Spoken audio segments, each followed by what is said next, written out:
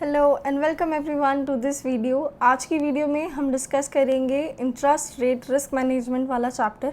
सारे कॉन्सेप्ट्स हम आज डिस्कस करेंगे। फिर नेक्स्ट पार्ट में हम डिस्कस करेंगे स्टडी मटेरियल के क्वेश्चंस ऑफ दिस चैप्टर। चलिए आज का हमारा डिस्कशन हम स्टार्ट कर लेते हैं। चैप्टर का नाम क्या है? Interest rate risk management. मतलब कि इंटरेस्ट रेट की वजह से जो रिस्क है उसे मैनेज करना है, वो हम आज सीखेंगे। ठीक है, सबसे पहले आपको क्या पता होना चाहिए कि इंटरेस्ट रेट कितने तरीके के होते हैं। ठीक है, तो एक तो हमारे पास होता है, आप लोगों ने पढ़ा होगा, फिक्स्ड इंटरेस्ट रेट, और एक होता है हमारे पास फ्लोटिंग इंटरेस्ट रेट।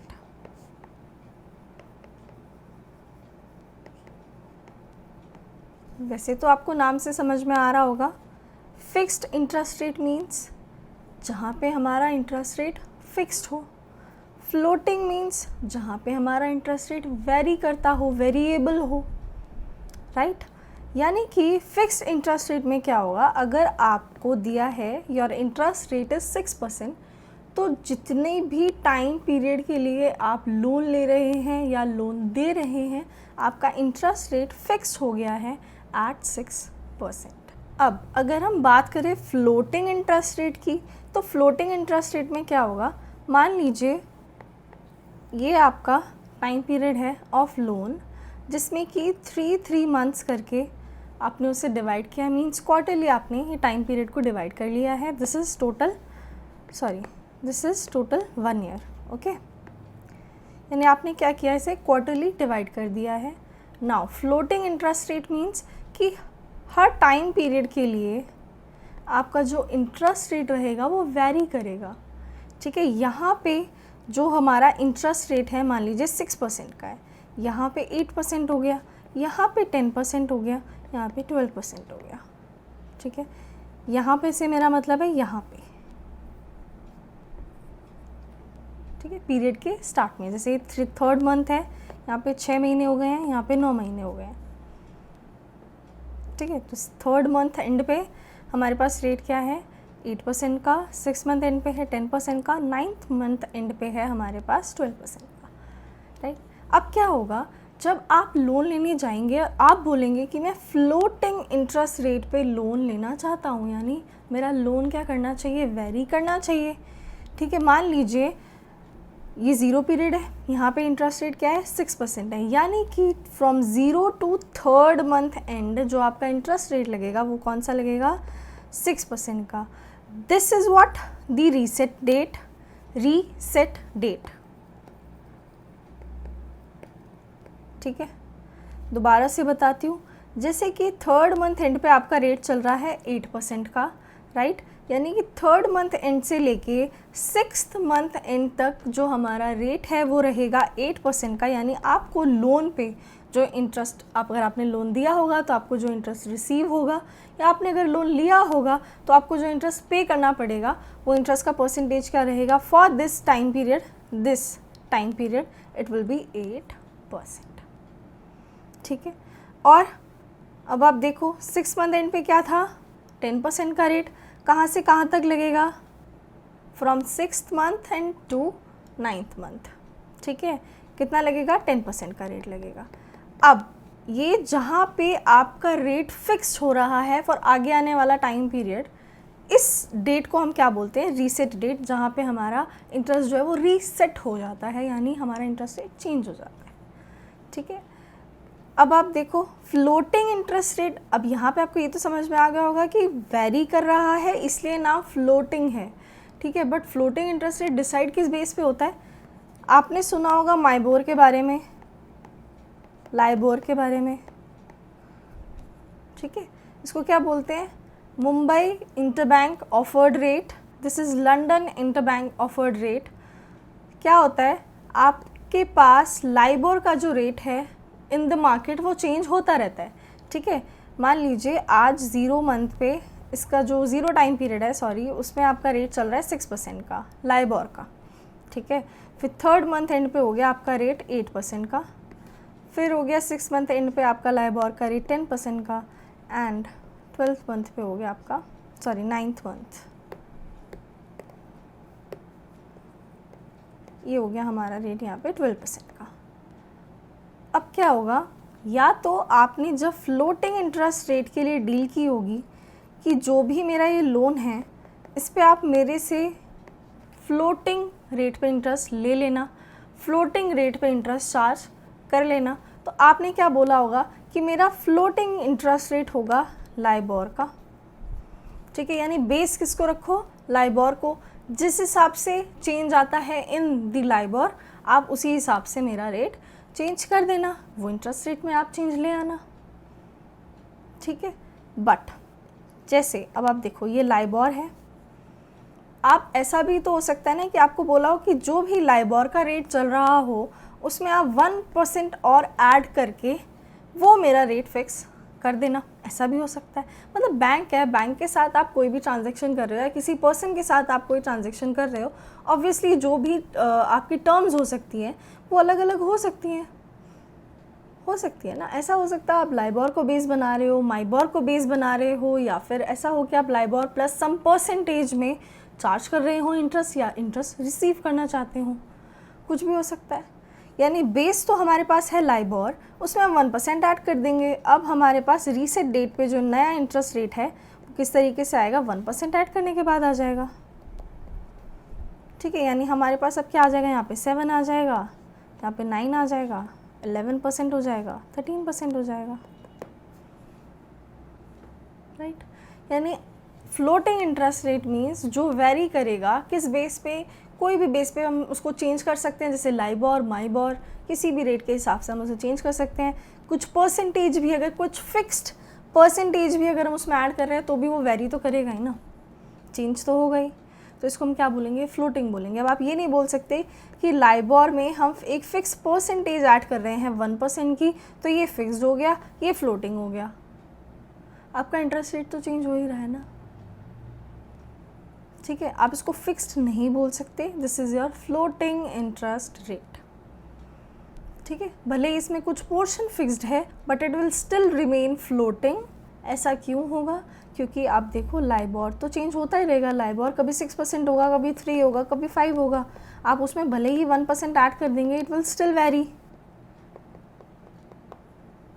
ठीक है। आपको समझ में आ गया होगा कि फिक्स इंटरेस्ट रेट क्या होता है और फ्लोटिंग इंटरेस्ट रेट क्या होता है, ठीक है। अब हम आगे की हमारी डिस्कशन कर लेते हैं।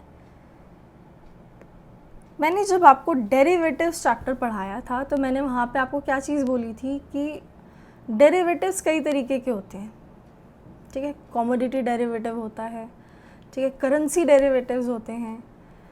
उसमें मैंने आपको बोला था कि हमारे पास इंटरेस्ट रेट के भी डेरिवेटिव्स होते हैं, ठीक है, जिसके लिए मैंने आपको स्पेसिफिकली बोला था कि हम पढ़ेंगे interest rate risk management chapter में कि किस तरीके से इंटरेस्ट रेट डेरिवेटिव्स वर्क करते हैं, ठीक है। तो सबसे पहले तो हमें ये पता होना चाहिए कि इंटरेस्ट रेट के हिसाब से कौन कौन से डेरिवेटिव्स हैं, ठीक है। तो मैंने यहाँ पे आपको लिख के दिया है, डेरिवेटिव्स जैसे करेंसी में होता है, ठीक है, नॉर्मल कमोडिटीज़ में होते हैं। कौन कौन से, एक होता है फॉरवर्ड कॉन्ट्रैक्ट, ठीक है, यानी आप इंटरेस्ट रेट के बेस पे फॉरवर्ड कॉन्ट्रैक्ट में भी एंटर कर सकते हो। किस तरीके से करेंगे वो हम आगे डिस्कस करते हैं, बट फिलहाल आप इतना याद रखो कि डेरिवेटिव्स जो है इंटरेस्ट रेट को लेकर के, उसमें एक फॉरवर्ड कॉन्ट्रैक्ट भी आप एंटर कर सकते हो, इंटरेस्ट रेट फ्यूचर्स में भी आप एंटर कर सकते हो, और आपके पास इंटरेस्ट रेट ऑप्शंस भी होते हैं, ठीक है। ऑप्शन भी है, फ्यूचर भी है, फॉरवर्ड भी है, ठीक है। जैसे हम करेंसी में पढ़ते थे ना, करेंसी का फॉरवर्ड भी था, फ्यूचर भी था, ऑप्शन भी था, सब पढ़ के आए हो ना आप ये सारी चीज़ें। सेम चीज़ें आपको इंटरेस्ट रेट के बेस पे भी मिलेगी, जहाँ पे आपको फॉरवर्ड कॉन्ट्रैक्ट में एंटर करने के लिए भी मिल सकता है, इंटरेस्ट रेट फ्यूचर में भी आप एंटर कर सकते हो, ऑप्शन में भी आप एंटर कर सकते हो, क्योंकि यही हमारे पास तरीके होते हैं रिस्क को मैनेज करने के। इफ़ यू रिमेंबर, जब हमने करेंसी डेरिवेटिव्स के बारे में पढ़ा था, फॉरेक्स के बारे में पढ़ा था, तो वहाँ पे हमने रिस्क के बारे में पढ़ा था क्या? आंसर इज यस, हमने पढ़ा था ना रिस्क के बारे में। उस रिस्क की वजह से ही किस चीज़ के बारे में हम पढ़ रहे थे कि एक फॉरवर्ड कॉन्ट्रैक्ट है, एक फ्यूचर कॉन्ट्रैक्ट है, ऑप्शन कॉन्ट्रैक्ट है, जिनकी हेल्प से हम ये जो रिस्क था हमारा फॉरेन एक्सचेंज रिस्क, इसे हम कम कर पा रहे थे। ठीक है, यानी सिमिलरली इंटरेस्ट रेट के लिए, जो इंटरेस्ट रेट की वजह से जो रिस्क जनरेट होता है उसको डील करने के लिए हम किस में एंटर करेंगे, डेरिवेटिव्स में एंटर करेंगे। ठीक है, डेरिवेटिव्स में डील करेंगे, इंटरेस्ट रेट वाले डेरिवेटिव्स में डील करेंगे। तो इंटरेस्ट रेट के डेरिवेटिव्स कौन कौन से हैं हमारे पास, फॉरवर्ड भी है, फ्यूचर भी है, ऑप्शन भी है। और एक और चीज़ होती है इसमें, इंटरेस्ट रेट स्वैप कर लेना। एक बार इसमें आपको थोड़ा ऐसे ही मैं बेसिक्स बता देती हूँ। ठीक है, इंटरेस्ट रेट स्वैप का मतलब क्या है, मान लीजिए किसी पर्सन को फिक्स्ड इंटरेस्ट रेट रिसीव करना है और कोई पर्सन है जिसे फ्लोटिंग इंटरेस्ट रेट रिसीव करना है। ठीक है, दोनों की इच्छाएं क्या है, अलग अलग हैं, बट क्या ये एक दूसरे की इच्छा पूरी कर सकते हैं, ऑफ कोर्स कर सकते हैं। जिसे फिक्स इंटरेस्ट चाहिए उसे फ्लोटिंग मिल रहा है बट उसे वो चाहिए नहीं। ठीक है, और जो फ्लोटिंग इंटरेस्ट चाह रहा है उसे फिक्स्ड इंटरेस्ट रेट मिल रहा है पर उसे वो चाहिए नहीं। ठीक है, तो क्या करेगा, अपना फिक्स दे देगा इस पर्सन को और उससे उसका फ्लोटिंग ले लेगा, so that it will match their expectations, their wishes. ठीक है, समझ में आ गया होगा आपको। स्वैप कर रहे हैं इंटरेस्ट रेट। ठीक है, उससे उसका फिक्स्ड इंटरेस्ट ले रहा है, अपना फ्लोटिंग उसको दे रहा है। ठीक है, इसको बोलते हैं इंटरेस्ट रेट स्वैप कर लेना, चेंज कर लेना। ठीक है, वो अक्षय कुमार वाला मीम देखा होगा तुम लोगों ने, स्वैप करना। ठीक है, चलिए अब हम डिस्कस कर लेते हैं about our first derivative which is forward contract. जैसे कि हम बोलते हैं इन द इंटरेस्ट रेट वाला चैप्टर, उसमें हम बोलते हैं फॉरवर्ड रेट एग्रीमेंट। ठीक है, फॉरवर्ड रेट एग्रीमेंट। ठीक है, फॉरवर्ड में रेट का एग्रीमेंट कर लेना। ठीक है, आगे आने वाले टाइम के लिए इस फॉरवर्ड रेट एग्रीमेंट। सबसे पहले अब आप बात कर लो, देखो फॉरवर्ड रेट एग्रीमेंट का मतलब क्या है। एक पर्सन क्या करेगा, जाके बैंक के साथ फिक्स कर लेगा, एक डील कर लेगा कि आगे आने वाले टाइम पीरियड पे मेरे लिए ये जो इंटरेस्ट रेट है, आप समझ लो 10% का है। ठीक है, ये 10% का इंटरेस्ट रेट पे मुझे लोन दे देना। ठीक है, इस 10% के रेट पे मुझे लोन दे देना। ऐसा जाके ये ए, मान लीजिए मिस्टर ए हैं, ये बैंक से जाके बोलेंगे कि मुझे 3 महीने के बाद 6 महीने के लिए, 3 महीने के बाद 6 महीने के लिए लोन चाहिए। ठीक है, मुझे 10% के रेट पे लोन दे देना। ठीक है, ये इनका क्या हो गया, फॉरवर्ड कॉन्ट्रैक्ट हो गया। आगे आने वाले टाइम पीरियड के लिए कॉन्ट्रैक्ट कब हो गया, आज ही इन्होंने फिक्स कर लिया। ऐसा मिस्टर ए क्यों करेंगे। ठीक है, इन्हें क्या करना है, लोन लेना है, यानी इन्हें क्या करनी है, बोरोइंग करनी है। ठीक है, इस बोरोइंग के लिए ये आज ही जाके कॉन्ट्रैक्ट क्यों करेंगे, जब इन्हें लोन चाहिए आफ्टर 3 मंथ्स, तो ये आज जाके कॉन्ट्रैक्ट क्यों करना चाहेंगे, सोचो। रिस्क की वजह से, रिस्क की वजह से। ठीक है, रिस्क क्या हो सकता है मिस्टर ए को एज अ बोरोअर। ठीक है, क्योंकि इन्हें तो बोरोइंग करनी है ना, तो एज अ बोरोअर इनको क्या रिस्क हो सकता है, आप सोचो। इनके लिए रिस्क क्या है कि रेट कम हो जाएगा या रेट बढ़ जाएगा आने वाले टाइम में। अगर ये एक बोरोअर हैं तो इनके लिए रिस्क क्या है कि आगे आने वाले टाइम पीरियड पे जब मैं लोन लेने जाऊंगा, ठीक है, यानी अब मैं अगर 3 महीने बाद लोन लेने जाऊंगा तो इंटरेस्ट रेट बढ़ जाएगा, इंटरेस्ट रेट हो जाएगा 15% का। ठीक है, एक बोरोअर के लिए तो यही रिस्क हो सकता है ना। आप इंटरेस्ट रेट का जो रिस्क है उसको मैनेज करना सीख रहे हो, मीन्स बोरोअर के लिए क्या रिस्क है, इसीलिए वो एंटर कर रहा होगा in the forward rate agreement with the bank. ठीक है, रिस्क की वजह से ही एंटर कर रहा होगा। इसके लिए रिस्क है क्या, अगर ये एक बोरोअर है तो इसके लिए रिस्क है कि आगे आने वाले टाइम पीरियड में जब इसे लोन एक्चुअली में चाहिए तब रेट क्या होगा, ज़्यादा हो जाएगा, रेट बढ़ने की एक्सपेक्टेशन है इसे कि जो इंटरेस्ट रेट है वो बढ़ जाएगा। ठीक है, इसलिए आज ही फ्यूचर के लिए कॉन्ट्रैक्ट करना सही समझ रहा है। ये क्या कर रहा है, बैंक के पास जा रहा है, बोल रहा है 3 महीने के बाद मुझे 10% पे लोन दे देना 6 महीने के लिए, राइट। यहीं पे अगर होता एक डिपॉजिटर, ठीक है, जिसे पैसे डिपॉजिट करने हैं, ठीक है। वो जा रहा है, अब मिस्टर बी हैं और डिपॉजिटर, वो जा रहे हैं बैंक के पास और बैंक को बोल रहे हैं कि मुझे 3 महीने के बाद 6 महीने के लिए एक लोन मैं तुम्हें दूंगा या डिपॉजिट करूंगा मैं पैसे, ठीक है। कितने महीने के लिए? 6 महीने के लिए, बट कब? 3 महीने के बाद। आज से 3 महीने के बाद मैं 6 महीने के लिए आपके पास पैसे डिपॉजिट करूंगा, आप मुझे उस पर इंटरेस्ट रेट दे देना 10% का, ठीक है। ऐसा भी क्यों कर रहे हैं? अब ये क्यों जा रहा है फॉरवर्ड रेट एग्रीमेंट में? इसको क्या ज़रूरत है जाने की? Again risk. इसके लिए क्या रिस्क हो सकता है एज अ डिपॉजिटर? सोचो।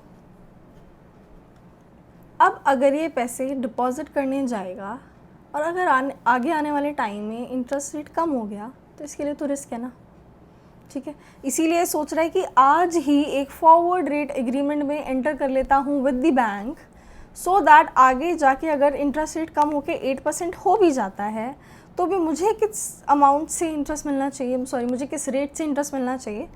10% के रेट से। ऐसा ही होता है ना,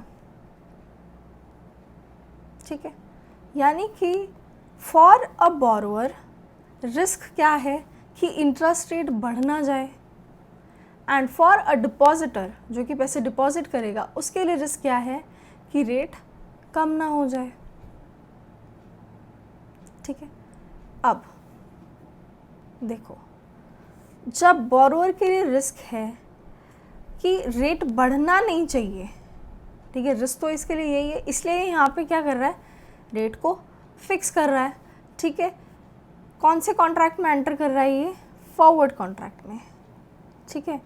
तो बेसिकली मेरा सवाल आपसे सिर्फ ये है, एज अ बोरोवर इसे फॉरवर्ड कॉन्ट्रैक्ट सेल करने का कॉन्ट्रैक्ट करना है या बाय करने का कॉन्ट्रैक्ट करना है? आगे आने वाले टाइम पीरियड में इसे क्या करना है? बोरो करना है। क्या करना है? बोरो करना है, यानी कि इसे खरीदने पड़ेंगे फॉरवर्ड कॉन्ट्रैक्ट, ठीक है। इसे फॉरवर्ड रेट एग्रीमेंट क्या करना पड़ेगा? बाय करना पड़ेगा, ठीक है। ऐसा क्यों? सोचो क्या होता है, जो बोरोवर होता है ना, ठीक है, वो बोरोवर होता है बायर, ठीक है। B for borrower, B for buyer, आप ऐसे याद रख सकते हो, ठीक है। एंड जो डिपॉजिटर होता है हमारा वो होता है सेलर। कौन होता है? सेलर, ठीक है। बोरोवर बायर इसलिए होता है क्योंकि वो अग्रीमेंट में एंटर करता है फॉर बाइंग, ठीक है। आपसे पैसे, वो बैंक से पैसे रिसीव करेगा, इंटरेस्ट रेट पे करेगा, ठीक है। डिपॉजिटर होता है सेलर, वो क्या करेगा? पैसे देगा और इंटरेस्ट जो भी अमाउंट है वो रिसीव करेगा। ये तो नॉर्मल टर्म्स में मैंने आपको बताया कि आज अगर एक बोरोवर है, वो जा रहा है बैंक के पास लोन लेने के लिए, हम उसे बायर बोलते हैं, ठीक है ना।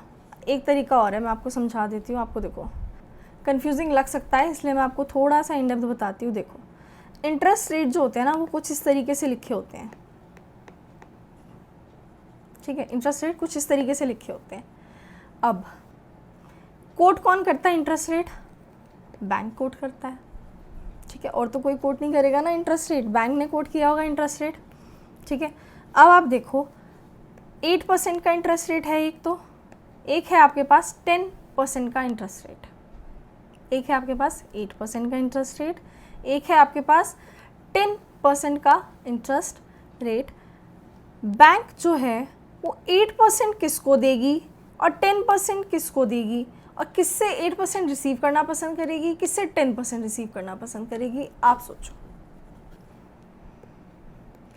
अगर आज एक पर्सन डिपॉजिट करने जाता है, अगर आज एक पर्सन डिपॉजिट करने जाता है पैसे, तो बैंक कौन से रेट से इंटरेस्ट देना पसंद करेगी? बीइंग अ बैंक, आप ये चीज़ सोचो, आप सोचो आप बैंक हो, आपके पास कोई पर्सन आया, आपने ये इंटरेस्ट रेट कोट किए हुए हैं, आप बताइए आप उसको किस रेट से इंटरेस्ट पे करना पसंद करेंगे? 8% से या 10% से? ऑफ कोर्स 8% से। इतना तो दिमाग है हमारे अंदर, इतना तो हम प्रूडेंस का कॉन्सेप्ट लगा ही लेंगे। भाई नॉर्मल बंदा है, उसको पता है मेरे पास डिपॉजिट कराने आएगा तो मैं 8% की रेट से उसको इंटरेस्ट दूंगा, यहीं पे अगर कोई बोरोअर आपके पास आता है, ये मान लो ये तो डिपॉजिटर था, अब आपके पास आया बोरोअर, ठीक है। बोरोअर ने आके क्या बोला कि भाई मेरे को पैसे उधार दे दो बैंक से, ठीक है, आप बैंक हैं, ठीक है, आपने ये इंटरेस्ट रेट कोट किए हुए हैं। अब आप मुझे बताओ कि आप उसको कौन सा इंटरेस्ट रेट चार्ज करेंगे फॉर गिविंग दिस लोन? 10% का, ऑफ कोर्स 10% का, ठीक है। हम इससे कम तो आप नहीं चार्ज करोगे, 8% तो चार्ज नहीं करोगे, क्योंकि 8% रेट आप किसको देना चाहोगे? डिपॉजिटर को। यानी आपने 8% जो रेट लिखा है वो लिखा है फॉर द डिपॉजिटर, करेक्ट। आपने जो 10% का रेट लिखा है वो लिखा है फॉर द बोरोअर, ठीक है। अब आप देखो, बैंक कम रेट पे क्या करता है? परचेज करता है, करेक्ट, और ज़्यादा रेट पे क्या करता है? सेल करता है। बैंक कम रेट पे परचेज करता है, ज़्यादा रेट पे सेल करता है। अगर बैंक परचेज करता है कम रेट पे, तो जो डिपॉजिटर है वो क्या बना बैंक के लिए? सेलर। बैंक परचेज़र है तो डिपॉजिटर क्या बना? सेलर। और अगर बैंक सेल करता है 10% की रेट पे टू दी बोरोअर, तो बोरोअर क्या बना? बायर, ठीक है। अब आपके पास सिंपल सी चीज़ है, आपको ऐसे समझ में आया हो बहुत अच्छी बात है, पूरा कॉन्सेप्ट दिमाग में होगा आपके। नहीं समझ में आया कोई दिक्कत नहीं है, B for borrower, B for buyer करके दिमाग में ये चीज़ बैठा लो अपनी, समझ में आपको आ जाएगा, ठीक है। अब आप देखो, ये तो हो गया नॉर्मल एक ट्रांजेक्शन है ना। अगर बंदा आज भी लोन लेने जा रहा है, he will be the buyer. आज अगर डिपॉजिट करने जा रहा है, he will be the seller, ठीक है। इसमें कोई वो नहीं है कि भाई आगे फॉरवर्ड कॉन्ट्रैक्ट के लिए क्या है वो चीज़ हम देख रहे हैं, ठीक है। ये तो नॉर्मल ट्रांजेक्शन में भी एक बायर जो है वो बोरोअर है, सेलर जो है वो डिपॉजिटर है, ठीक है। बात कर लेते हैं फॉरवर्ड कॉन्ट्रैक्ट की। मैंने आपसे पूछा कि फॉरवर्ड कॉन्ट्रैक्ट मिस्टर ए जो कि एक बोरोअर थे, मिस्टर ए जो कि एक बोरोअर थे, ठीक है, वो जो है वो फॉरवर्ड कॉन्ट्रैक्ट सेल करेंगे या बाय करेंगे, ये चीज़ मैंने आपसे पूछी थी, करेक्ट। अब मेरे को एक बात बताना, देखो बैंक के पास जाएंगे ना मिस्टर ए, तो मिस्टर ए कौन सा कॉन्ट्रैक्ट करेंगे? मतलब आगे आने वाले टाइम पीरियड के लिए कॉन्ट्रैक्ट करेंगे कि 3 मंथ एंड पे मुझे 6 महीने के लिए लोन चाहिए, ठीक है, 10% का रेट रख लो और ठीक है, ये फॉरवर्ड रेट एग्रीमेंट हमारा हो गया, करेक्ट। बस इतनी सी बात बताना कि मिस्टर ए बैंक के पास जा रहे हैं क्या करने के लिए? लोन लेने के लिए, ठीक है। लोन लेने के लिए, भले ही आगे आने वाले टाइम पीरियड के लिए भाई, ठीक है, अब भले ही वो कब लेंगे? आगे आने वाले टाइम पीरियड के लिए, बट लेने तो लोन ही जा रहे हैं, लेने तो लोन ही जा रहे हैं। क्या बनेंगे? बायर। क्या करेंगे? बाय। मिस्टर बी क्या है? डिपॉजिटर है। भले ही बैंक के पास वो जाएंगे फॉर अ फ्यूचर डेट, ठीक है, कि भाई मेरे को आगे आने वाले टाइम पीरियड पे दे देना, मतलब सॉरी मेरे जो पैसे हैं वो डिपॉजिट कर लेना आगे आने वाले टाइम पीरियड में, डिपॉजिट कर लेना 6 महीने के लिए, लेकिन मैं आऊँगा 3 महीने बाद, कॉन्ट्रैक्ट आज कर लो, 10% का रेट मुझे दे देना, ठीक है। कॉन्ट्रैक्ट किस चीज़ का हो रहा है? डिपॉजिट करने का, सेल करने का। फॉरवर्ड कॉन्ट्रैक्ट भी क्या करेगा? सेल करेगा ना, ठीक है। कॉन्सेप्ट के हिसाब से बताया, याद आपको ये चीज़ हो गई होगी, ठीक है, समझ में आ गया होगा, ठीक है। नहीं आया, कन्फ्यूजन है आपके पास लिंक्स डिस्क्रिप्शन में, इंस्टाग्राम का, टेलीग्राम का, मैसेज कर देना, समझा दूंगी। कोई भी आपको इस चीज़ में प्रेशर लेने की ज़रूरत नहीं है कि अरे यार मुझे ये चीज़ समझ में नहीं आई, मैं आपको क्लियर कर दूंगी। बस आपको सिंपली बिना सोचे, बिना डरे, ठीक है, कुछ एक्स्ट्रा सोचे, आपको जाके इंस्टाग्राम पे मुझे टेक्स्ट करना है। That will be my responsibility कि आपको किस तरीके से वो कॉन्सेप्ट क्लियर कराना है, ठीक है। चलिए, आई होप आप लोगों को ये चीज़ समझ में आई हो कि फॉरवर्ड कॉन्ट्रैक्ट कब सेल करना है, कब बाय करना है, कौन बाय करता है, कौन सेल करता है, ठीक है ना। अब आप देखो क्या चीज़ लिखी है मैंने, फेयर फॉरवर्ड रेट, ये तो हमने हर जगह सीख लिया। अब फॉरवर्ड रेट निकालने में तो अब एक्सपर्ट हो चुके हैं, फेयर रेट निकालने में अब हम एक्सपर्ट हो चुके हैं। सिक्योरिटी वैल्यूएशन में फेयर रेट निकाल लिया, फॉरेक्स में निकाल लिया, डेरिवेटिव्स में निकाल लिया, सब में हम निकाल चुके हैं ये अब फॉरवर्ड रेट, ठीक है, कि फेयरली क्या फॉरवर्ड रेट होना चाहिए। तो यहाँ पे भी बात कर लेते हैं कि फेयर फॉरवर्ड रेट क्या होना चाहिए। देखिए, एक पर्सन है मान लीजिए जिसे कि लोन चाहिए for a period of 9 months, ठीक है, बट आफ्टर 3 months, ठीक है। तो टोटल ड्यूरेशन कितनी हो गई हमारे पास? 12 महीने की। टोटल ड्यूरेशन कितनी हो गई? 12 महीने की, ठीक है। क्योंकि कॉन्ट्रैक्ट में तो ये एंटर करेगा आज 0 पीरियड पे, कब के लिए करेगा? 3 month एंड पे मुझे लोन दे देना। कितने टाइम पीरियड के लिए? 9 months के लिए। तो एंड कहाँ पे होगा इसका? 12 महीने पूरे ख़त्म हो जाएंगे, पूरा 1 साल हो जाएगा। यानी ये भी क्या है? 12 महीने का टाइम पीरियड है, राइट। अब मेरी बात समझने की कोशिश करना छोटी सी।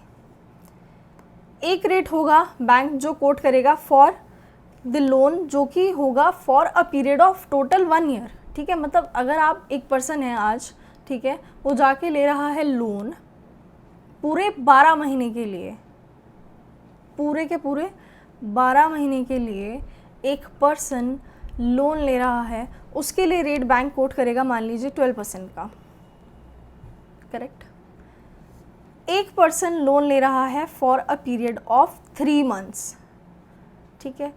कोई मतलब अलग अलग रेट डिसाइड करेगा ना। अगर एक पर्सन एक ही बारी में पूरे 1 साल के लिए लोन ले रहा है तो रेट कुछ अलग कोट करा होगा उसने, बट अगर वो पर्सन ले रहा है for 3 months, for 6 months, for 9 months, ठीक है, फॉर 2 years, तो उसके लिए रेट क्या होगा? थोड़ा अलग होगा, ठीक है। तो मान लीजिए यहाँ पे उसने क्या किया, कोट किया रेट सम अबाउट 15% का, ठीक है।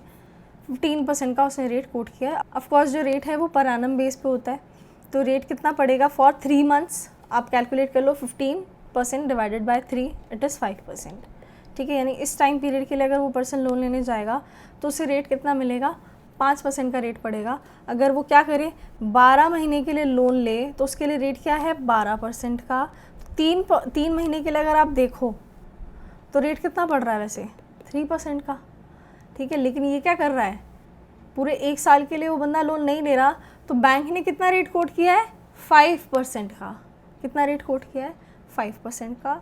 एक्चुअली में अगर वो पर्सन लोन ले लेता फॉर फुल 1 year, तो उसके लिए एक्चुअली में 3 महीने का रेट कितना पड़ रहा है? 3% का, ठीक है। यानी डिफरेंस तो है, डिफरेंस तो है।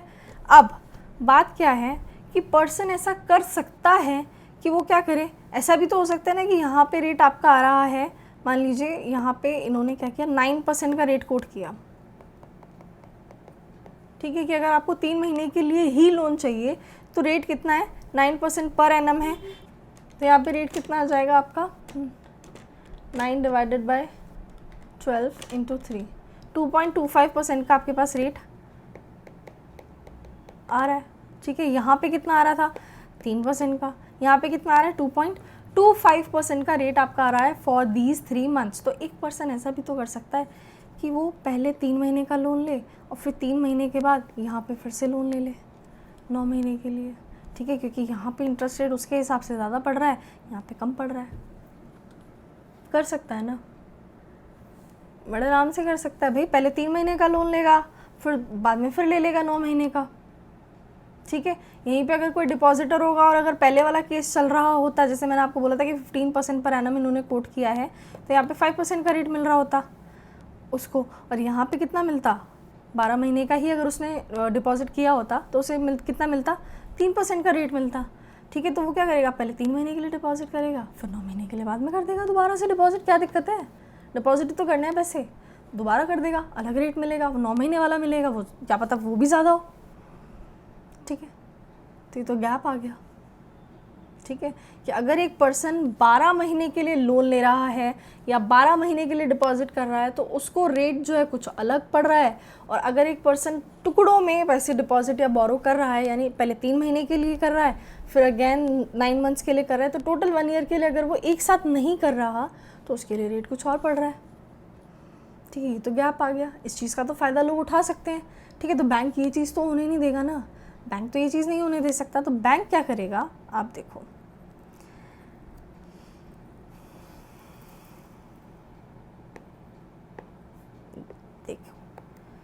ये 3 महीने है, ठीक है। ये बाकी का टाइम पीरियड जो है ये 9 महीने का है, यहाँ पे 3 महीने हो चुके हैं, ये 12 महीने हैं, ठीक है। अब आप देखो बैंक क्या करेगा, मान लीजिए यहाँ पे जो टोटल 12 मंथ्स का रेट है वो है 12% का, यहाँ पे जो 3 महीने का रेट है वो उन्होंने दिया है, मान लीजिए वही 9% का रेट मान लो, ठीक है। ये रेट है 3 महीने का, तो वो क्या करेगा, आगे आने वाले जो 9 मंथ्स है, आगे आने वाले जो 9 मंथ्स है उसका रेट कुछ इस तरीके से ड्राफ्ट करेगा, इस तरीके से बनाएगा, इस तरीके का फिक्स करेगा कि ये जो गैप आ रहा था ना हमारा, कि अगर एक पर्सन टोटल 1 पीरियड के लिए ले रहा है तो रेट कुछ अलग पड़ रहा है, और फिर अगर वो 3 महीने के लिए पहले ले रहा है और फिर बाद में फिर 9 महीने के लिए ले रहा है तो रेट कुछ अलग पड़ रहा है और उसका फ़ायदा हो रहा है, ठीक है। तो ये फ़ायदा ना हो, टोटल जो बैठे ना फिर अमाउंट दोनों ही केस में इक्वल आ जाए, यानी चाहे वो पर्सन पहले 3 महीने का ले फिर दोबारा से 9 महीने का ले या फिर वो एक ही बार में 1 साल के लिए लोन ले, दोनों ही केस में जो अमाउंट है वो इक्वल आना चाहिए। यानी कि रेट क्या होगा, आप देखो 1 प्लस दी शॉर्टर पीरियड वाला रेट, यानी कि ये वाला जो रेट था 9% का, 9% फॉर 3 मंथ्स था, ठीक है, इसको आप कन्वर्ट करेंगे, प्लस ये वाला और रेट होगा 9 मंथ्स वाला, ये रेट भी होगा, ठीक है, इसको भी कर लो प्लस, कितना होगा ये तो हमें नहीं पता कितना होगा, हमें यही तो डिसाइड करना है कि आगे आने वाले 9 मंथ्स का रेट ऐसा क्या रखें, ऐसा क्या रेट रखें आगे आने वाले टाइम पीरियड के लिए, सो दैट कि एक पर्सन को इस जो गैप है टाइम पीरियड का, ठीक है, इस चीज़ का बेनिफिट ना मिल सके कि भाई अगर वो एक साथ लोन ले रहा है तो रेट कुछ और है, अलग अलग लोन ले रहा है, पहले 3 महीने के लिए फिर 3 महीने के लिए या फिर 9 महीने के लिए, कुछ ऐसे करके अगर लोन ले रहा है तो रेट अलग पड़ रहा है, तो ये चीज़ का उसको फ़ायदा ना मिले, इसलिए वो क्या कर रहे हैं, हम कुछ इस तरीके का रेट डिसाइड कर रहे हैं कि फ़ायदा नहीं होना चाहिए, ठीक है। तो हमें ये तो नहीं पता ना, ये तो अभी डिसाइड करना है, ठीक है, डिसाइड कर लेंगे चलो। और किसके बराबर आना चाहिए ये, ऑफ कोर्स जो ये टोटल पीरियड था इसके रेट के बराबर आना चाहिए, यानी किसके बराबर आना चाहिए, 1 प्लस 12% वाला रेट था हमारा, इसके बराबर आना चाहिए, ठीक है। अब मैं आपको बता दूँ, ये इसको 12% मत लिखना, ये मैंने सिर्फ आपको समझाने के लिए लिखा है सो दैट आपको कन्फ्यूजन ना हो। It will be 0.09 and it will be 0.12। I know आपको कन्वर्ट करना आता है, 9% को अगर हमें एक्चुअली में कन्वर्ट करना है इनटू नंबर्स तो कैसे लिखेंगे, 0.09, परसेंटेज का साइन अगर हम हटाएंगे अपॉन में जाएगा 100, इट विल बी 0.09। 12% को अगर आप करोगे तो इट विल बी 0.12, ठीक है जी। चलिए बात कर लेते हैं। अब आप देखो कितना आ रहा था यहाँ पे हमारा, 1 प्लस 0.0225 था आई गेस, 0.09 इंटू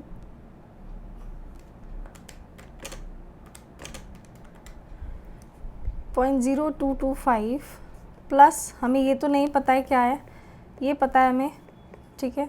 अब हम क्या करेंगे, 1 plus x is equals to कितना आ रहा है हमारे पास, 1.12 divided by 1.0225 comes out to 1.09535, ठीक है। अब आप देखो x यहाँ पे रहेगा, 1 माइनस में जाएगा, कितना आएगा हमारे पास 0.09535, इसको आप कन्वर्ट करेंगे इनटू परसेंटेज, कितना आएगा, आपको इनटू 100 करना पड़ेगा, कम्स आउट टू 9.535%। यानी कि आपको क्या करना चाहिए, अब ये जो आपका रेट आएगा ना, ये वाला जो रेट है, ये रेट कितने टाइम पीरियड के लिए होगा, आपका 9 मंथ्स वाला रेट होगा, ठीक है। क्योंकि आप देखो आपने यहाँ पे इसको पीरियोडिकल किया है, ठीक है, यहाँ पे हमें पीरियोडिकल करने की ज़रूरत नहीं पड़ी, पीरियोडिकल इंटरेस्ट रेट बनाने की ज़रूरत नहीं पड़ी, क्यों नहीं पड़ी, क्योंकि टोटल 1 ईयर का ही था वो रेट, और हमें एक्चुअली में भी यहाँ पे टोटल 1 ईयर का लिखना है। ये 3 महीने हो गए, ये वाला 9 महीने का रेट आया होगा, तभी किसके बराबर आया होगा, 12 मंथ्स के। आप इसको ऐसे भी तो लिख सकते थे ना,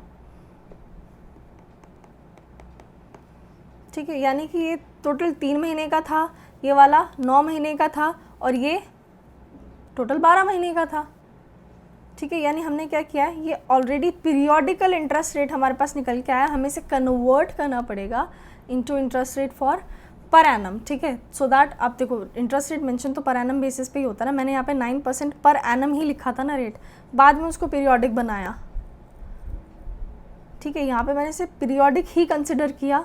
अब मैं इसे क्या करूँगी, पर एनम बेसिस में कन्वर्ट कर दूँगी। पर एनम बेसिस पे कन्वर्ट करना तो बहुत आसान है, 9.535% is for 9 months, correct. 12 months के लिए कितना होगा, निकाल लो, 9.535 इज़ फॉर 9 मंथ्स, तो 12 मंथ्स के लिए कितना हो गया, इट विल बी 12.7133%।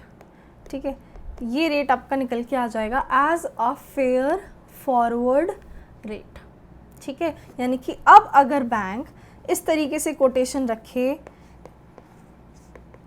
कि 12 महीने का रेट है 12% का, और 3 महीने का अगर पर्सन लोन लेता है तो उसके लिए रेट है 9% पर एनम, और अगर फिर आगे आने वाले सिर्फ 9 महीने के लिए अगर वो लोन लेता है बंदा तो उसके लिए रेट क्या है 12.7133% पर एनम। ठीक है, पर एनम ही रेट होता है, अगर नहीं भी दिया तो भी हमें पता है, पर एनम नहीं भी लिखा है तो भी ये पर एनम ही है। ये चीज़ें तो क्योंकि अब मैं आपको स्टार्टिंग से बताती हुई आ रही हूँ तो ये चीज़ें तो आपको मेरे हिसाब से पता ही होंगी, इतनी चीज़ें आपको क्लियर ऑलरेडी होंगी। ठीक है, अब अगर ये रेट बैंक कोट करेगा, अब कोई भी पर्सन डिपॉजिट करे, चाहे टोटल 1 ईयर के लिए या फिर पहले 3 मंथ के लिए फिर बाद में और 9 मंथ्स के लिए, कुछ भी करे, अब उसको कोई भी फ़ायदा नहीं होगा। ठीक है, फ़ायदा कब होगा, ये तो सवाल है, फ़ायदा कब होगा। हमने निकाला क्या है, फेयर फॉरवर्ड रेट। फ़ायदा कब होता था हमें, इतनी सारी ट्रांजैक्शन करी हैं हमने, फेयर रेट्स निकाले हैं, हमें फ़ायदा कब हो रहा होता था, जब फेयर रेट से एक्चुअल रेट वेरी कर रहा होता था, कुछ डिफरेंट होता था, अलग होता था। ठीक है, अब मान लीजिए यहाँ पे इंटरेस्ट रेट कुछ और ही दिया हुआ है, ठीक है, 15% पर एनम लिखा है। ठीक है, तो हम देख लेंगे ना किस रूट में हमें फ़ायदा हो रहा है, और हम उस रूट के हिसाब से हम डिसाइड कर लेंगे कि भाई हमें कौन सा रूट चूज़ करके हमें बेनिफिट लेना है इस चीज़ का, इस गैप का। ठीक है, इसको आर्बिट्रेज बोलते थे, अगर आपको याद हो तो बोलते थे ना। आर्बिट्रेज क्या था कि भाई जब करेंसी में पढ़ा था आपने आर्बिट्रेज, तो आपने क्या देखा था कि एक कहीं डेमोग्राफिक कंट्री में आपको जो करेंसी का रेट था वो ज़्यादा मिल रहा था, कहीं पे आपको कम मिल रहा था, तो आप क्या कर रहे थे, उस गैप का फ़ायदा उठा रहे थे, डूइंग दी आर्बिट्रेज। ठीक है, तो इसी तरीके से इंटरेस्ट रेट भी, अगर fair interest rate actual interest rate से अलग हो जाएगा फॉर दिस टाइम पीरियड, क्योंकि हमने क्या किया है, हमने एक्चुअली में निकाला क्या है, फेयर फॉरवर्ड रेट निकाला है ना, फेयर फॉरवर्ड रेट निकाला है, मींस बात तो अभी भी हम फॉरवर्ड रेट एग्रीमेंट की ही कर रहे हैं, फॉरवर्ड कॉन्ट्रैक्ट की ही बात कर रहे हैं। ठीक है, उस फॉरवर्ड कॉन्ट्रैक्ट का रेट अगर एक्चुअली में मार्केट में कुछ और चल रहा हुआ, बाय चांस अगर मार्केट में फेयर फॉरवर्ड रेट की जगह कुछ और ही रेट चल रहा है, एक्चुअल जो है वो फेयर के साथ मैच नहीं करता, तो आर्बिट्रेजर के पास अब अपॉर्चुनिटी होगी कि वो इस गैप का फ़ायदा उठा सके। ठीक है, इस गैप का फ़ायदा उठाए और क्या करे, आर्बिट्रेज गेन अर्न कर ले। ठीक है, बस उसको क्या करना है, एक रूट ही तो डिसाइड करना है कि कहाँ से ख़रीदना है, कहाँ बेचना है। याद है ना आपको। तो देखो मैंने क्या बोला, हमने क्या निकाला है यहाँ पे, फेयर फॉरवर्ड रेट। ठीक है, तो अगर आपको नहीं दिया होगा क्वेश्चन में तो आपको पता है अब कि आपको फॉरवर्ड रेट किस तरीके से निकालना है, क्या फॉर्मूला लगाया हमने, मैंने लिख के दिया हुआ है, आप एक बार पढ़ लीजिए उसको। देखो 1 plus periodic interest rate of shorter period, 1 plus periodic interest rate of forward rate, जो फॉरवर्ड आपका टाइम पीरियड है ना उसके लिए क्या पीरियोडिक इंटरेस्ट रेट है, इस ये तो हमें निकालना ही है, तो इसे तो हम x ही एज्यूम कर लेंगे। ठीक है, now 1 plus periodic interest rate of longer period, जो टोटल पीरियड है उसका कितना है। ठीक है, आपको समझ में आ गया होगा कैसे, 3 महीने का कितना है, हमारे एग्जाम्पल के हिसाब से बता रही हूँ, फिर यहाँ पे 9 मंथ्स का कितना है, किसके बराबर आ जाएगा, टोटल 12 मंथ्स के इंटरेस्ट रेट के बराबर आना चाहिए। ठीक है, आई होप आप लोगों को अभी ये चीज़ समझ में आ गई होगी कि फेयर फॉरवर्ड रेट हम किस तरीके से कैलकुलेट कर रहे हैं। ठीक है, और क्यों करना है, क्यों करना है ऐसा। ठीक है ना, चलिए बात कर लेते हैं नेक्स्ट आपको दिया हुआ है name of forward rate agreement. Forward rate agreement को आपको कुछ इस तरीके से मेंशन करके दिया होगा। ठीक है, फॉरवर्ड रेट्स को आपको कुछ इस तरीके से मेंशन करके दिया होगा। व्हाट डज दीज मीन्स, इसके बारे में हम बात कर लेते हैं। देखो आपको लिख के दिया होगा 3/9 FRA, इस तरीके से आपको लिख करके दिया होगा। अब ये 3 क्या है, 9 क्या है, दीज आर मंथ्स। ठीक है, दीज आर मंथ्स। आपको क्वेश्चन पढ़ के समझ में आ जाएगा। कभी कभी आपको ऐसे लिख के भी दिया हो सकता है, it might be year also, ठीक है, मंथ्स भी हो सकते हैं, ईयर भी हो सकते हैं। आप क्वेश्चन पढ़ के आपको समझ में आ जाएगा कि ये मंथ्स में दिया है या ईयर में दिया है, ठीक है। अब हम अपने एग्जाम्पल पे स्टिक करते हैं। एग्जाम्पल था 3 × 9 FRA। ये क्या बोला मैंने, ये 3 मंथ्स है, ये 9 मंथ्स है। अब अगर आपको टाइमलाइन बनानी हो, देखो आज आप हो 0 पीरियड पे, ठीक है। कौन कौन सी टाइम लिमिट है, एक 3 मंथ की टाइम लिमिट है, एक 9 मंथ की टाइम लिमिट है। यानी एक है 3 मंथ की, एक है 9 मंथ्स की टाइम लिमिट, ठीक है। हमारे पास क्या है, 2 टाइम लिमिट्स हैं, एक 3 मंथ की, एक 9 मंथ की, ठीक है ना। कहना क्या चाहता है अब ये, इसको रीड करना बता रही हूँ। ये क्या कह रहा है, मान लीजिए आज एक पर्सन है जो कि लोन लेने आया है, ठीक है। ये क्या बोल रहा है, ये 3 × 9 FRA में अगर एंटर कर रहा है तो इसका 3 × 9 FRA का क्या मतलब है वो मैं बोलती हूँ। 3 महीने के बाद 6 महीने के लिए लोन। कितना टाइम पीरियड है इन दोनों के बीच में, 6 मंथ्स का। इन दोनों के बीच में 3 मंथ्स का। तो ये क्या कह रहा है, 3 महीने बाद 6 महीने के लिए मुझे लोन चाहिए, ठीक है। 3 महीने बाद 6 महीने के लिए इसे लोन चाहिए, ठीक है। एक बार अब इससे पढ़ लो आप इसे। 3 महीने के बाद 6 महीने के लिए लोन चाहिए, क्योंकि 9 और 3 में कितना डिफरेंस है, 6 मंथ्स का। 9 और 3 में कितना डिफरेंस है, 6 मंथ्स का डिफरेंस है। मीन्स इसे 6 महीने के लिए लोन चाहिए होगा, ठीक है। टाइम लिमिट पे आप लगा दोगे 3 मंथ्स 9 मंथ्स, दोनों में कितना डिफरेंस है, 6 महीने का। इनमें कितना डिफरेंस है, 3 महीने का। यानी कि ये कब एंटर करेगा इन दी फॉरवर्ड रेट एग्रीमेंट, आज फॉर 6 मंथ्स का लोन। बट ये लोन कब चाहिए इसे, 3 महीने के बाद, ठीक है। एग्जाम्पल एक और ले लेते हैं। मान लीजिए आपको लिखा है 4 × 10 FRA। अब आप क्या करेंगे, अभी टाइम लिमिट के हिसाब से बता रही हूँ, फिर आगे आने वाले जो एग्जाम्पल है उसमें हम सीखेंगे कि डायरेक्टली फिर हम कैसे इसे आइडेंटिफाई कर रहे हैं, आपको समझ में आ जाएगा। आज क्या है, 0, 4 मंथ, 10th मंथ। कितना डिफरेंस है दोनों में, 6 महीने का। इनमें कितना डिफरेंस है, 4 महीने का। यानी कि क्या बोल रहा होगा, अगर एक पर्सन लोन लेने आया है तो वो बोलेगा 4 महीने के बाद 6 महीने का लोन चाहिए, ठीक है। यानी कि हमें रीड कैसे करना है, आप फटाफट से कुछ एग्जांपल्स लिख देती हूँ मैं। 3/12, 3/6, ठीक है, 4/8। अब इसको देख लो, चलो 8 मत करो, इसको 9 कर लो, सो दैट आपको कन्फ्यूजन ना हो। अब आप खुद रीड करो इसको।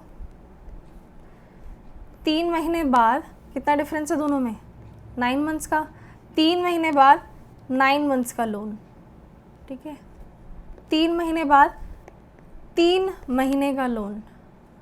4 महीने बाद 5 महीने का लोन, ठीक है। आई होप आप लोगों को FRA की जो कोटेशन है वो रीड करनी आ गई होगी।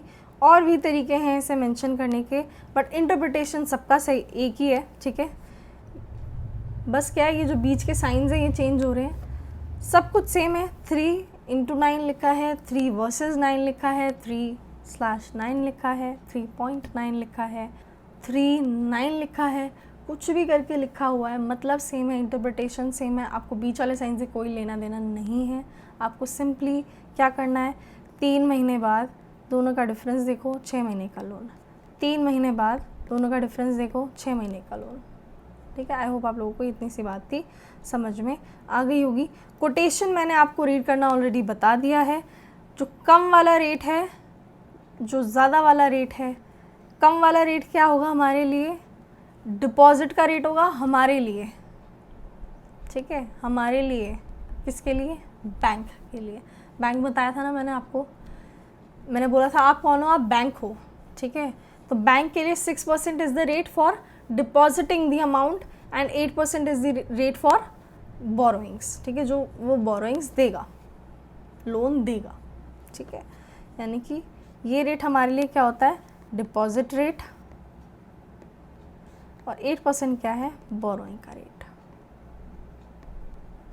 ठीक है। एज ए नॉर्मल पर्सन अगर हम देखें तो अगर हम डिपॉजिट कराने जाएंगे रेट कौन सा लेगा बैंक, 6% का। बोरो करने जाएंगे तो 8% का इंटरेस्ट रेट वो चार्ज हमसे करेगा। ठीक है जी, चलिए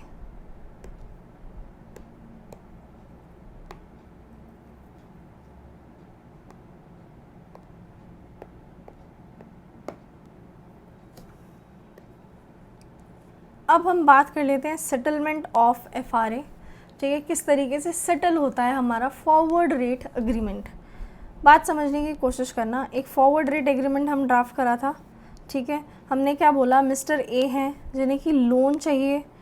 ठीक है, वो जा रहे हैं बैंक के पास, बैंक से बोल रहे हैं कि 10% के रेट पे मुझे लोन दे देना 3 महीने बाद 6 महीने के लिए। ठीक है, कितने रेट से बोला था, 10% से बोला था। आज ही गया था फॉरवर्ड रेट एग्रीमेंट करने। ठीक है, मान लीजिए आगे आने वाले टाइम पीरियड में रेट हो जाता है 15% का। यही एग्जांपल था हमारा, उसी पे स्टिक कर रही हूँ। ठीक है, क्योंकि मिस्टर ए एक बोरोअर हैं तो उनके लिए एक्चुअली में रिस्क भी क्या था, मैंने आपको बताया। उनके लिए रिस्क है कि कहीं इंटरेस्ट रेट आगे आने वाले टाइम पीरियड में ज़्यादा ना हो जाए, बढ़ ना जाए। ठीक है, यही रिस्क था उनके लिए।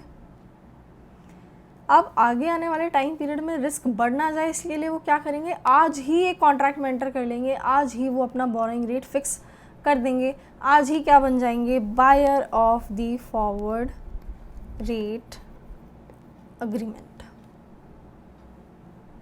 ठीक है जी, यही बात हुई थी हमारी। चलिए डिस्कस कर लेते हैं अब। एक्चुअली में 3 महीने का टाइम पीरियड हो गया है ख़त्म। ठीक है, अब आ गई है लोन लेने की बारी एट 10%। तो आपको ये चीज़ याद होगी कि डेरिवेटिव्स में एक्चुअल डिलीवरी तो होती ही नहीं है। ठीक है, एक्चुअल डिलीवरी तो होती ही नहीं है, तो क्या होता होगा, नेट सेटलमेंट होता होगा। यानी कि now is the time to do this settlement. ठीक है, the net settlement, the cash settlement जिसे हम बोलते हैं, कि आज ही क्या करेगा बैंक, इस फॉरवर्ड रेट एग्रीमेंट के बेस पे पहले तो देखेगा कि एक्चुअली में इंटरेस्ट रेट बढ़ गया है क्या। ठीक है, और फिर उस बेस पे क्या करेगा, जिस पर्सन का फ़ायदा हो रहा होगा उस पर्सन को पैसे पे करने पड़ेंगे टू दी अदर पर्सन। अगर बैंक का फ़ायदा हो रहा होगा तो मिस्टर ए देंगे बैंक को पैसे। ठीक है, और अगर बैंक का फ़ायदा नहीं हो रहा, मिस्टर ए का फ़ायदा हो रहा है, तो बैंक पे करेगा टू मिस्टर ए। ठीक है, चलिए मिस्टर ए ने क्या बोला था कि आगे आने वाले टाइम पीरियड में इंटरेस्ट रेट बढ़ जाएगा। उन्होंने आज ही इंटरेस्ट रेट कितना फिक्स कर लिया, 10% का। एक्चुअल आने वाले टाइम पीरियड में रेट हो भी कितना गया, 15% का इंटरेस्ट रेट हो गया। यानी कि क्या हो गया, इनका फ़ायदा हो गया। मान लीजिए इन्होंने एक नोशनल अमाउंट रखा था। ऑफकोर्स जब एक्चुअल डिलीवरी हो ही नहीं रही है तो कोई एक अमाउंट तो फिक्स हुआ ही नहीं होगा ना लोन का। ठीक है, जब एक्चुअल में कोई डिलीवरी होनी ही नहीं है तो कोई उन्होंने अमाउंट तो फिक्स किया नहीं होगा लोन का। ठीक है, एक्चुअल में तो नहीं पता ना कितने अमाउंट का लोन लेना है। यानी कि उन्होंने क्या फ़िक्स की होगी, एक नोशनल अमाउंट फ़िक्स की होगी। एक नोशनल अमाउंट उन्होंने फ़िक्स की होगी कि भाई ये नोशनल अमाउंट का लोन हम लेंगे। मान लीजिए वो नोशनल अमाउंट है 1 लाख रुपीज़ का। ठीक है, 1 लाख रुपीज़ का उन्होंने डिसाइड किया था नोशनल अमाउंट। अब देखो मिस्टर ए को फ़ायदा कितना हुआ, कायदे से देखा जाए तो 1 लाख रुपए पे वो इंटरेस्ट जो एक्चुअली में अगर उन्होंने फॉरवर्ड रेट एग्रीमेंट में एंटर नहीं किया होता, देखो फ़ायदा तो हमें मिस्टर ए का दिख रहा है, वो तो पता चल ही रहा है क्योंकि एक्चुअल में इंटरेस्ट रेट ज़्यादा है, उन्हें बोरोइंग मिल रही है एट 10%। ठीक है, तो उनके लिए फ़ायदा है। तो मिस्टर ए का प्रॉफिट किस तरीके से निकालोगे आप, देखो आप बोलोगे इन्हें देना पड़ता 15% की रेट से इंटरेस्ट फॉर 6 मंथ्स, बट अब इन्हें कितने रेट से देना पड़ रहा है, 10% की रेट से देना पड़ रहा है फॉर 6 मंथ्स।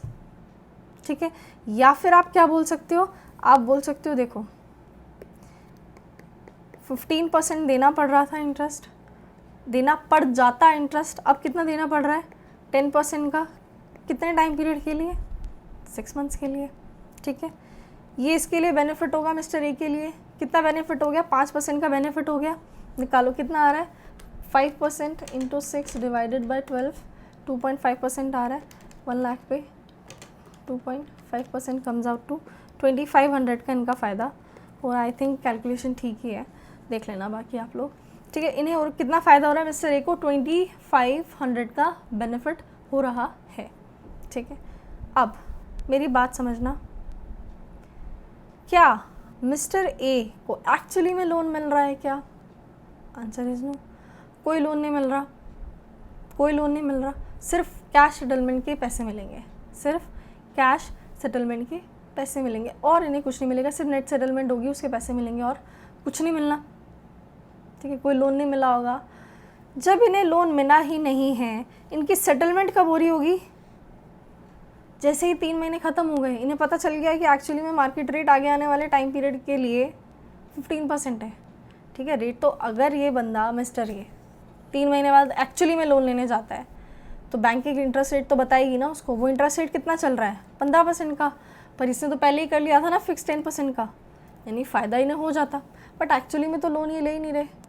ठीक है, सेटलमेंट हो रही है और सेटलमेंट हो किस दिन रही है आप ये देखो, 3 महीने बाद। ठीक है, क्योंकि 3 महीने बाद इन्हें सब क्लियर हो चुका है कि आगे आने वाले 6 महीने के लिए इंटरेस्ट रेट है 15% का। इसने कितना फिक्स कर लिया था उस टाइम पीरियड के लिए? 10% का। इसे आज ही पैसे दे दो, ख़त्म करो, क्योंकि कॉन्ट्रैक्ट था, ख़त्म हो गया। ठीक है, सब कुछ इन्हें पता चल ही गया है। सेटलमेंट का टाइम आ गया है। सेटलमेंट का टाइम कौन सा हो गया? ये जैसे ही 3 महीने हमारे ख़त्म हो गए, ये वाला टाइम पीरियड हमारे पास हो गया क्या? Settlement date. ये हमारे लिए क्या हो गई? Settlement date. मैंने आपको रीसेट डेट बताई थी, दिस इज सेटलमेंट डेट। ठीक है, अब सेटलमेंट डेट वाले दिन इन्हें पैसे मिल रहे हैं। कितने मिलेंगे? ऑफ कोर्स 2500 का फ़ायदा हुआ, दे दो 2500। बात समझने की कोशिश करना। अगर फॉरवर्ड रेट एग्रीमेंट में एक्चुअल डिलीवरी हो रही होती, ठीक है, अगर फॉरवर्ड रेट एग्रीमेंट में एक्चुअल में डिलीवरी हो रही होती तो इन्हें पैसे कब देने पड़ते और कब रिसीव होते? ठीक है, मान लो इन्होंने एक्चुअली में लोन ले लिया होता है 1 लाख का, इन्हें कब देना होता है इंटरेस्ट इस पर? 10% की रेट से 6 महीने बाद। इन्हें 15% की इंटरेस्ट रेट से इन्होंने क्या किया? फॉरवर्ड रेट एग्रीमेंट किया है। ठीक है, इनका फ़ायदा हो रहा होता तो एक्चुअली में इन अमाउंट कहाँ रिसीव होना चाहिए था? जो भी फ़ायदे का या नुकसान का जो भी अमाउंट का पेमेंट है या रिसीट है, फ़ायदा है तो रिसीट, नुकसान होता तो ये पे करते। कहाँ पे करना पड़ता? 6 मंथ एंड पे। सारी चीज़ें कहाँ पे एक्चुअली में ख़त्म होती? 6 महीने बाद ना। अगर इन्होंने एक्चुअली लोन लिया होता तो ये सारी चीज़ें कब हो रही होती? इन्हें एक्चुअली में पेमेंट करनी पड़ती, इनका फ़ायदा हो रहा होता कब? 6 महीने बाद। 3 महीने बाद का क्या था इनके पास? इन्होंने कॉन्ट्रैक्ट किया था इंटर, ठीक है, कि 3 महीने बाद मैं आऊँगा और 6 महीने का लोन चाहिए। तो ये यहाँ पे कहीं पे 6 महीने के बाद, ठीक है, जो लोन का पीरियड है ना, वो लोन के पीरियड के एंड पे ये सारी ट्रांजैक्शंस हो रही होती। ठीक है, ये पैसे भी इन्हें कब मिलते एक्चुअली में? ये 6 महीने के बाद, ये यहाँ पे इनको पैसे मिल रहे होते हैं। ठीक है, लेकिन हम तो सेटलमेंट डेट पे दे रहे हैं ना इन्हें पैसे। बैंक कब दे रहा है इसे पैसे मिस्टर ए को? सेटलमेंट डेट पे, यानी कि टाइम पीरियड से पहले ही वो इसको पैसे दे रहे हैं। ठीक है, तो ऑब्वियस सी बात है, ये पैसे इन्हें मिलने कब चाहिए थे? 6 महीने के बाद। मिल कब रहे हैं? अभी ये वाले 3 महीने के एंड पे, यहाँ पे ये जो स्टार्ट है लोन का, यहाँ पे इसको सेटलमेंट डेट वाले दिन पैसे मिल रहे हैं, यानी जल्दी पैसे मिल रहे हैं। अब जल्दी पैसे दे रहा है मीन्स मिलने चाहिए थे बाद में। ये चीज़ आपने पहले भी पढ़ी हुई है, ठीक है, तो आप इसको रिलेट करना। पैसे मिल रहे हैं बाद में, पैसे मिलने चाहिए थे बाद में, मिल रहे हैं अभी मिल रहे हैं। तो कितना अमाउंट देना चाहिए? Present value of that future amount, यानी इस दिन पे 2500 रुपये मिलने चाहिए। ठीक है, पैसे हम आज दे रहे हैं तो पीवी देंगे ना, प्रेजेंट वैल्यू देंगे इस 2500 की। ठीक है, यानी 2500 नहीं मिलेंगे, इस 2500 को आपको डिवाइड करना पड़ेगा with 1 plus periodic interest rate जो भी चल रहा होगा उससे। आपको इसको कहाँ लेके आना पड़ेगा? जो सेटलमेंट डेट है उस दिन पे लेके आना पड़ेगा पीवी करके। ठीक है, पीआईआर से जब आप डिवाइड करते हो 1 प्लस पीआईआर से कहाँ क्या निकल के आता है? प्रेजेंट वैल्यू निकल के आती है। ठीक है, आप ऐसे ही निकालते हो ना। प्रेजेंट वैल्यू कैसे निकालते हो? 1 डिवाइडेड बाय 1 प्लस पीआईआर। ठीक है, अब मैंने डायरेक्टली पीआईआर लिख दिया, this is 1 by PIR only ना। तो पीवीएफ से प्रेजेंट वैल्यू फैक्टर से ही मल्टीप्लाई हो रहा है 2500, तो प्रेजेंट वैल्यू निकल के आ रही है।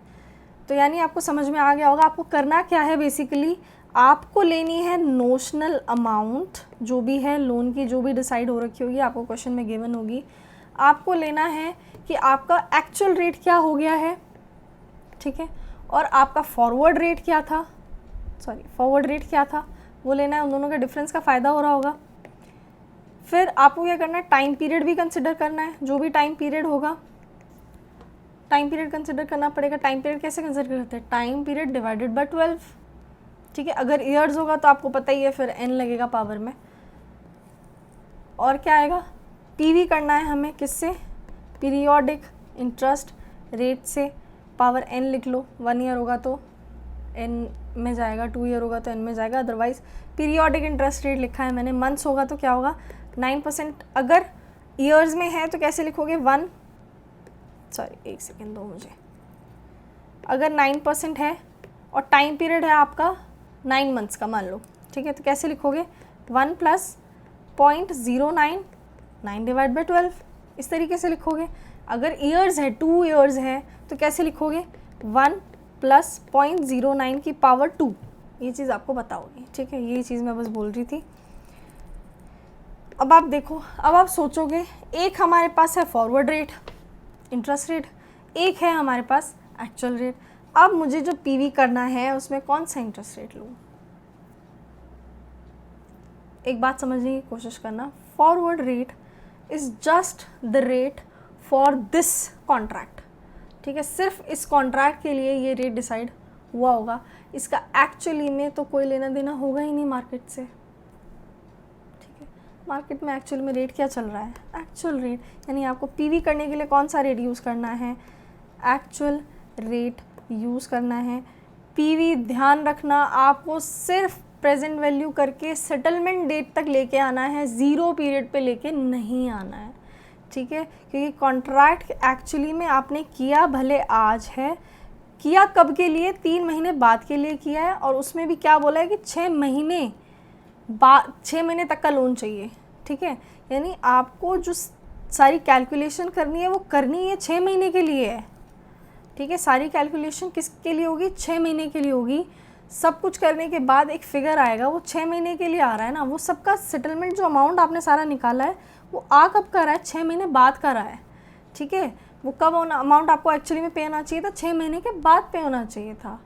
इंटरेस्ट 6 महीने का जब चार्ज हो चुका होता एक्चुअल वाला, ठीक है, लेकिन एक्चुअल में तो चार्ज हो नहीं रहा, फॉरवर्ड रेट ले लिया था क्योंकि इन्होंने, तो फॉरवर्ड रेट पे 6 महीने का इंटरेस्ट चार्ज हुआ, इसलिए इनका फ़ायदा हो गया, ठीक है। दोबारा बोलती हूँ, देखो 15% का रेट हो गया था, फॉरवर्ड रेट कितना था 10%। आप क्या बोलोगे, आपने जब ये 2500 का अमाउंट निकाला, आपने निकाला कैसे कि 1 लाख रुपए पे इन्हें 15% का इंटरेस्ट रेट देना पड़ता, ठीक है, कितने महीने के लिए, 6 महीने के लिए। बट इन्हें एक्चुअली में ये 1 लाख पे 10% पे ही इंटरेस्ट देना पड़ा फॉर 6 मंथ्स। बट ये जो 6 मंथ्स आप लिख रहे हो, इसका मतलब क्या है कि ये 6 महीने की कैलकुलेशन हो रही है, इस 6 महीने की कैलकुलेशन हो रही है और फिगर निकल के आ रही है आफ्टर 6 मंथ एंड, ठीक है, जो 6 महीने के आखिर के अमाउंट निकल के आ रहे हैं, ठीक है। लेकिन आपने जब फॉरवर्ड रेट एग्रीमेंट किया है, आपने एग्रीमेंट किया है कि 3 महीने बाद 10% का रेट कर देना। एक्चुअली में तो कोई डिलीवरी हो नहीं रही है, अमाउंट निकल के आ रहा है 6 महीने बाद वाला। जब कुछ डिलीवरी होनी ही नहीं है तो 6 महीने आपको वेट क्यों कराएगा, वो क्या बोलेगा, आज ही अपने पैसे लो और निकलो, ठीक है। जब आज पैसे दे रहा है, फिगर कब की निकाली आपने, 6 महीने बाद की, आपको इसको लेके आना पड़ेगा प्रेजेंट वैल्यू करके, ठीक है। प्रेजेंट वैल्यू कौन से रेट से करना है, 10% का तो कोई लेना देना है ही नहीं, एक्चुअली में मार्केट में रेट 15% चल रहा है, तो 15% के रेट से आपको इसकी प्रेजेंट वैल्यू निकाल करके लेके आना पड़ेगा। कहाँ लेके आना पड़ेगा, सेटलमेंट पीरियड पे। इसका 0 पीरियड से फिर कोई लेना देना नहीं है, ठीक है, इसका 0 पीरियड से कोई लेना देना नहीं है। सिर्फ 0 पीरियड पे आप क्या करते हो, फॉरवर्ड रेट एग्रीमेंट में एंटर करते हो। कोई भी जो सेटलमेंट होती है वो आपकी होती है एट दी 3 मंथ्स। अगर आपको 4/10 FRA लिखा होता तो फिर यहाँ पे हम क्या बोलते हैं, सेटलमेंट डेट होती है हमारी 4th मंथ एंड। अब यहाँ पे सारी चीज़ें फिर करते हैं हम 10th मंथ, जो भी है बाकी का 6 महीना है, इसको लेके आके कहाँ लेके आते, 4th मंथ पे, ठीक है। पीवी करके कहाँ लेके आते, 4th मंथ पे। आई होप आप लोगों को ये चीज़ें समझ में आ गई होगी। बहुत इन डिटेल इसलिए बता रही हूँ क्योंकि ये चैप्टर बहुत कन्फ्यूजिंग लगता है यार बहुत बच्चों को, तो यही कोशिश है कि आप लोगों को एटलीस्ट चीज़ें डिफ़िकल्ट ना लगे, आप लोगों को चीज़ें समझ में आ जाएँ। आर्बिट्रेज हम यहाँ पे अभी डिस्कस नहीं कर रहे हैं, क्योंकि आर्बिट्रेज अगर आता भी है तो फॉरेक्स चैप्टर से आता है, ठीक है। डिस्कस इसे करेंगे बट विद क्वेश्चंस करेंगे, सो दैट आपको वहाँ पे ये चीज़ की क्लैरिटी मिल जाए, ठीक है। क्योंकि एग्जांपल ड्राफ्ट करूँगी, बहुत टाइम जाएगा इसमें, क्वेश्चन के साथ आप डिस्कस करोगे, आपको पूरा आर्बिट्रेज प्रोसेस समझ में आ जाएगा, ठीक है। तो ये चीज़ हम वहाँ पे डिस्कस कर लेंगे। नेक्स्ट हम बात कर लेते हैं इंटरेस्ट रेट फ्यूचर्स के बारे में। अभी हमने कौन सा कॉन्ट्रैक्ट पढ़ लिया, फॉरवर्ड कॉन्ट्रैक्ट पढ़ लिया। अब हमें क्या पढ़ना है, इंटरेस्ट रेट फ्यूचर पढ़ना है। मतलब सिंपल है, फ्यूचर कॉन्ट्रैक्ट है, इंटरेस्ट रेट क्या है उसकी अंडरलाइन है, ठीक है जी। अब आप देखो, पहली चीज़ मैंने क्या लिखी है कि वैल्यूएशन किस तरीके से होता है इंटरेस्ट रेट फ्यूचर का, ठीक है। मान लीजिए आपको इंटरेस्ट रेट फ्यूचर दिया हुआ है 5% का, 3% का, तो इसकी वैल्यूएशन किस तरीके से होगी। ये क्या कहते हैं, ये कहते हैं आप टोटल लो 100%, 100% में से आप माइनस कर दो 5%, ठीक है। 100 में से आप माइनस कर दो 3%, और आपके पास वैल्यू किस चीज़ की आ जाएगी, इंटरेस्ट रेट फ्यूचर की वैल्यू आपके पास आ जाएगी। किसकी वैल्यू आ जाएगी, इंटरेस्ट रेट फ्यूचर की वैल्यू आपके पास आ जाएगी। अगर आपको ये रेट दिया हुआ है 5% का, 3% का, तो आपको क्या करना है, 100 में से उस इंटरेस्ट रेट को माइनस करना है। आपके पास क्या चीज़ आ जाएगी, वैल्यू निकल के आ जाएगी ऑफ इंटरेस्ट रेट फ्यूचर। यानी कि 5% का रेट दिया होगा तो आपके पास इंटरेस्ट रेट फ्यूचर का वैल्यू क्या आया, 95। 3% दिया है तो वैल्यू निकल के आई है 97, ठीक है। आई होप आप लोगों को ये छोटी सी चीज़ थी समझ में आ गई होगी कि इंटरेस्ट रेट फ्यूचर की वैल्यू किस तरीके से निकालनी हमें होती है। 5% दी है तो 100 माइनस 5%, 3% दी है 100 माइनस 3%, 7% दी है तो 100 माइनस 7%, और हमारे पास निकल के क्या आ जाती है, वैल्यू आ जाती है of interest rate future. I hope आप लोगों को वैल्यूएशन तक जितने भी मैंने टॉपिक्स समझाए हैं वो सारे टॉपिक्स आप लोगों को समझ में आ गए होंगे, ठीक है। इससे आगे का जो हमारा डिस्कशन है वो हम नेक्स्ट पार्ट में करेंगे, ठीक है। एज सच कुछ बचा नहीं है, सिर्फ इंटरेस्ट रेट स्वैप है और ये actions in interest rate future है जो थोड़ा टाइम टेकिंग है। उसके बाद जो चीज़ें हैं वो बहुत छोटी छोटी सी हैं, ज़्यादा टाइम नहीं लेंगी और आपको समझने में भी कोई डिफ़िकल्टी नहीं होगी, ठीक है। एक्शंस इन IRF समझने के लिए थोड़ा फ्रेश माइंड चाहिए, इसलिए मैं वो चीज़ आपसे नेक्स्ट पार्ट में ही डिस्कस करूँगी। पहले मैं सोच रही थी कि मैं पूरा अभी ख़त्म करवा दूँ आज ही इसी पार्ट में, but I think it will be better कि आप ब्रेक लेके ही आगे थोड़ा सा डिस्कस करें। अभी तक की जितनी सारी डिस्कशंस हैं वो प्लीज़ आप एक बार रिवाइज़ कर लेना नेक्स्ट पार्ट देखने से पहले, ठीक है। एक बार अच्छे से सारा कुछ पढ़ लेना बुक से, जो भी बुक आपके पास होगी उससे आप अच्छे से सारा कुछ पढ़ना। आप देखना आपको चीज़ें रिकॉल हो रही हैं नहीं, आपको कॉन्सेप्ट रिकॉल हो रहा है या नहीं। मैंने सब कुछ आपको इन डेप्थ ही बताया, ठीक है ना। तो कॉन्सेप्ट आपको रिकॉल होना चाहिए एट दैट टाइम, तो आप ये चीज़ एक बार प्रैक्टिस करके देखना, ठीक है। और कोई भी अगर आपको डाउट है किसी भी टॉपिक में, जो भी मैंने आज समझाया या इससे पहले जितने भी चैप्टर्स हो चुके हैं, क्वेश्चंस हो चुके हैं, किसी में भी कोई भी डाउट है, इंस्टाग्राम का लिंक है डिस्क्रिप्शन में, आप प्लीज़ जाके मुझे टेक्स्ट कीजिए, मैं आपका डाउट क्लियर कर दूँगी। इसके अलावा अगर आप लोग वीडियोस देखते हो, आपको सारी चीज़ें समझ में आती हैं, तो प्लीज़ आप चैनल को सब्सक्राइब कर लेना और वीडियो को लाइक कर देना, सो दैट आई नो कि आप लोगों को वीडियो समझ में भी आ रही है और पसंद भी आ रही है। और चलिए, आपका कोई भी फीडबैक होगा, सजेशन होगा तो प्लीज़ मुझ तक ज़रूर पहुंचाना वाया कमेंट्स और Instagram, Telegram, whatever you choose.